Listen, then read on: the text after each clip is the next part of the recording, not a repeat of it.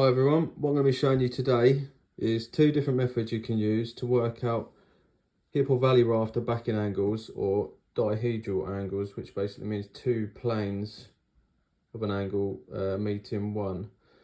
So it's quite involved, this one, but follow along, and if you've got any questions just let me know. So I'll start off with a mathematical method, which is probably a bit simpler to explain. So as you can see here, so what I've drawn here, okay, is a square.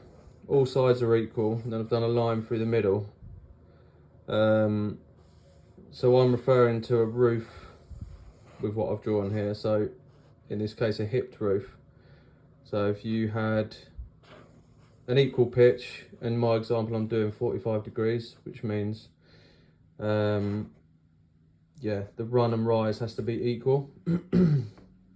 So yeah, if you imagine this section here is this bit here on a roof, so the corner, external corner on a roof. So yeah, transferring these lines up here, coming 90 degrees off this hip run line. So I've got these dotted lines here, look, coming up here. I've drawn a line, and the rise would have to be the same as the run if it's an equal pitch. So this is 60 mil, I've drawn it out. So if it's 45 degree pitch, the rise would have to be 60 mil. So the on-plan run of the hip, as I said, I've come 90 degrees off this line, extended it up, drawn it. So that's the run of the hip. And the rise will be 60 mil to match the rise of the commons on the main roof. So this line here now would be the true length of hip from top of plumb to top of plumb. Obviously you'd have to add your height above plate to the bottom there. So that gives us the pitch of the hip. So the projection from this line here is 35 degrees. Projection from this line is 55. But if you were actually pitching a roof, you'd set your square at 35 degrees, and that would be your plumb cut, and that would be your seat cut. So a little bit confusing, but yeah, because the projection line of the angle here is coming off that, and this one off that. But yeah, with a roofing square, you normally adjust it, and your plumb line would be there, which would be the 35. So anyway, I'll just show on a bit difficult one-handed doing this, but yeah, 35 degrees. You can see that there with projection.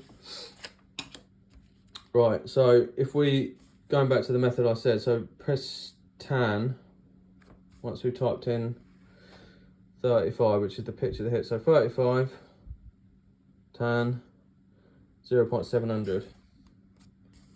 So I've got there sine of 55, which is the opposite angle to 35, because 35 and 55 makes 90. This is 90 degrees.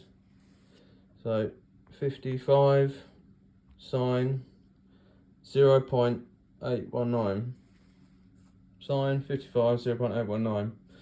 So if you times the tan of 35 0.700 by the sine of 55 0.819, it gives you 0.573. okay, so through process of elimination I found out that 29.8, so if I type 29.8 tan, I've got 0.572.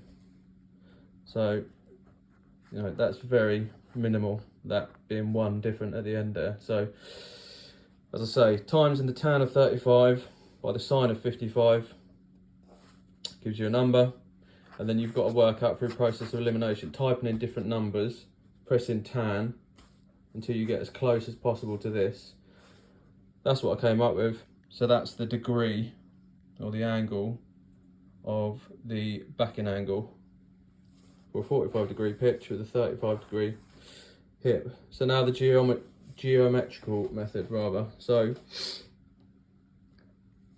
yeah, going off his drawing again, so all sides of this square are equal, diagonal line through the centre. So that's 45 degrees, this is 90, 90, 90, 90, 40 by 45. So yeah, coming 90 degrees off this, we've got these dotted lines coming up to these points here, which is my hip run, same as this line here obviously. The rise, like I said earlier, would be the same, so 60 mil in this case, because these are 60 mil and it's 45 degrees, the rise would be 60. So if you come 90 degrees off this line here, so the slope angle, which would then meet this line, and then you have to come 90 degrees off this baseline until it meets the first point here, and you extend it all the way through to this line here.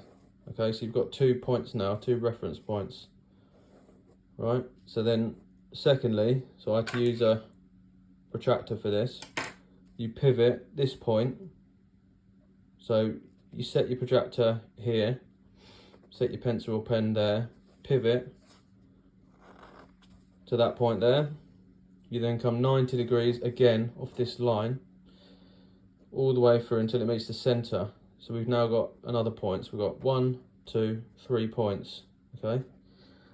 If we then connect these 2 points and these 2 points, that then gives us our dihedral. So if we get a protractor, you're not really going to easily see the 0.8 of this, but you know, it'll be near enough 30. So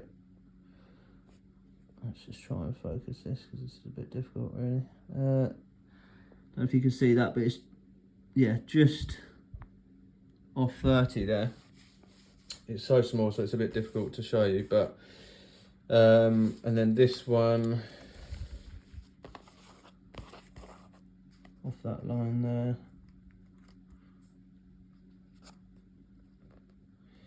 Bear with me. Is, yeah, it's just over 60, so 60.2. So another way to cross-reference this to make sure we are in the same ballpark as the math. So look, I've extended this line out here. So I've measured from this point to that point with a scale rule. Okay, so it's 19.5 millimeters in this case, divided by 34, which is me measuring from that point to there. So essentially that would be the rise, that would be the run, and how to normally work out tan as we've done before, opposite divided by adjacent. This gives you this number, so let's just try that on here. So 19.5 divided by 34, 0.573. So again, we're within the ballpark there, and that then gives you your angle. Thanks for watching. Nice one.